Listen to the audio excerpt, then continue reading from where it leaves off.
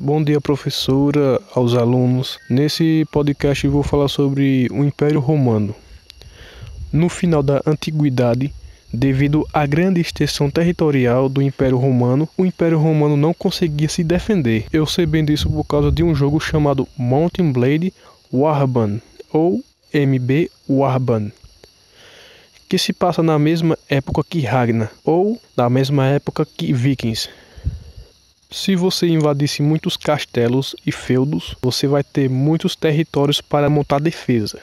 Com isso, vai precisar alimentar e pagar mais homens, e isso é muito caro. Um dos fatores do Império Romano é uma semelhança com o jogo, que tenta trazer o máximo de realidade. Quando você toma muitos terrenos, você vai ter muitas rendas, mas no começo essa renda vai ser baixa porque você acabou de tomar aquele território e ele vai estar danificado e abalado, assim tendo que esperar um bom tempo para que se estabilize. E nesse tempo de recuperação, o território é totalmente vulnerável a saqueadores e a lordes e outros impérios. Por isso, a Roma foi caindo gradativamente ao longo do tempo.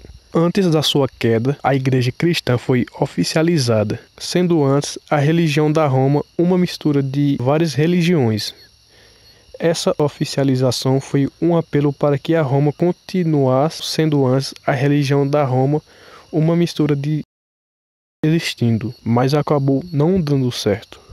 Agora vamos para a parte de filosofia cristã na Idade Média. A filosofia cristã é estabelecida como marco para a filosofia medieval. O primeiro período, que vai do século II ao XV, é denominado patrística e tem como principal expoente Santo Agostinho.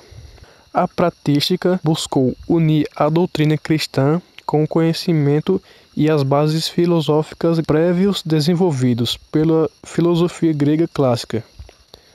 A razão, base no pensamento filosófico grego, torna-se uma ferramenta para a justificação da fé. A partir do século IX e XV, a filosofia cristã passa a ser chamada de escolástica, tendo um destaque São Tomás de Aquino. Fundamenta-se a ideia de que o conhecimento cristão pode e deve ser transmitido e ensinado. Surgem as primeiras universidades. A lógica aristotélica torna-se base para o desenvolvimento de um conhecimento cristão. Tomás de Aquino toma a lógica como um princípio de fé. As 5 vias de Tomás Aquino são um reflexo claro desse pensamento.